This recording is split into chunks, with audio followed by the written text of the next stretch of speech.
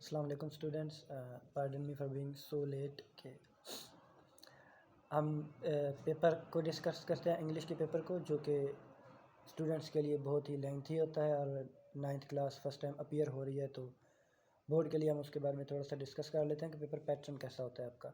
सबसे पहले तो आपके MCQs ही आते हैं 19 मार्क्स के, और वो होते हैं आपके रिव्यू एक्सरसाइजेज प्लस बुक की एक्सरसाइजेज चैप्टर के। वो कर ले तो आपके होपफुली अबाउट 15% मार्क्स तो वहीं पे हो जाएंगे सॉल्व। उसके बाद आपका नेक्स्ट क्वेश्चन आता है क्वेश्चंस का।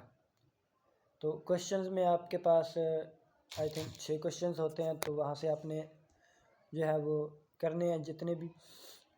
उसमें आप जो है उसके लिए चैप्टर नंबर 7, 8 और रिव्यू, चैप्टर 7, 8 और रिव्यू, इसके आपके पास पेपर में 2 क्वेश्चंस इन 3 चैप्टर्स में से आएंगे, 2 चैप्टर और 1 रिव्यू में से, और इसके 4 मार्क्स टोटल हो जाएंगे, और ये आएंगे एक्सरसाइजेज में से ही सिर्फ। और उसके बाद एक प्ले है चैप्टर नंबर 11 और उसके साथ उसकी रिव्यू है, तो उसका आपका हो जाएगा 4 मार्क्स का। 2 क्वेश्चन आते हैं, आपने एक अटैम्प्ट करना, एक छोड़ देना, वो 4 मार्क्स का एक होगा।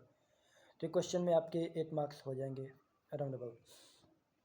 उसके बाद आप क्या थी ट्रांसलेशन, ये 8 नंबर की होती है, और पूरी बुक को करना जो है वो मुश्किल होता है। याद रखें आपके पास इसमें 5th चैप्टर, 8th चैप्टर और 10th chapter, chapter number 5, 8 and 10 ये आपके एक्सक्लूडेड हैं, यानी इसमें से आपने कुछ भी नहीं करना, ना आपके पेपर में से कुछ आएगा, ना MCQs करने हैं, ना आंसर क्वेश्चन, कुछ भी नहीं करना।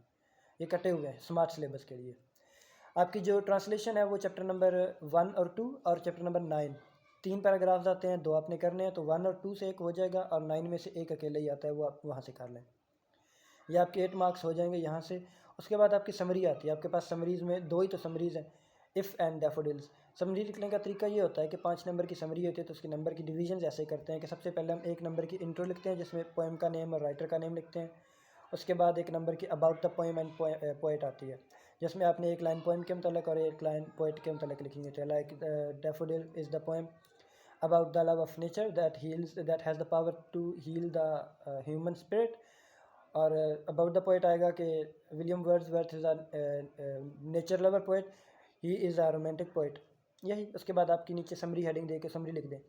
उसके बाद आपके आते हैं ईडियम्स, बहुत ज़्यादा होते हैं, गो थ्रू करना मुश्किल हो जाता है, इवन के शॉर्ट टाइम में हमारे पास रिवाइज ही करने होते हैं। तो आप इसमें ऐसा करें कि चैप्टर नंबर 7, 9, 10 और रिव्यू, 4 एक्सरसाइजेज बनती हैं, चैप्टर नंबर 7, 9, 10 और उसकी रिव्यू, और ये आपने एक्सरसाइज ही करनी है। वहाँ से आपके 5 जो है ईडियम्स वो हो जाएंगे।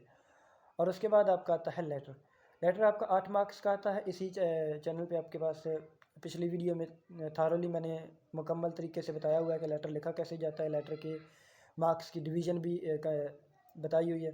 तो आप कोशिश करें कि उस तरह से ही लेटर लिखें, जिससे आपके तकरीबन 6 नंबर तो हैं वो कन्फर्म हो जाते हैं। ये सिर्फ स्केलेटन की बात होती है, बॉडी हर लेटर की अलग होती है, तो 15-16 लेटर करने इतने शॉर्ट टाइम में पॉसिबल भी नहीं होते। तो इस स्कीम के MCQs को छोड़कर इस स्कीम से हम तकरीबन कुछ 28-29 नंबर्स का पेपर सॉल्व कर लेते हैं, और 19 नंबर के MCQs आते हैं, तो आप इजीली जो है वो 50 को टच कर सकते हैं। स्टूडेंट्स पैनिक नहीं होना, इंग्लिश का सिलेबस लेंथी होता है, लेकिन फिर भी आपके पास काफ़ी सारा वक्त होता है। कोशिश करें कि उसे स्मार्टली और ट्रिकीली सॉल्व करें। Don't do hard work, do it smartly and accurately. Good luck.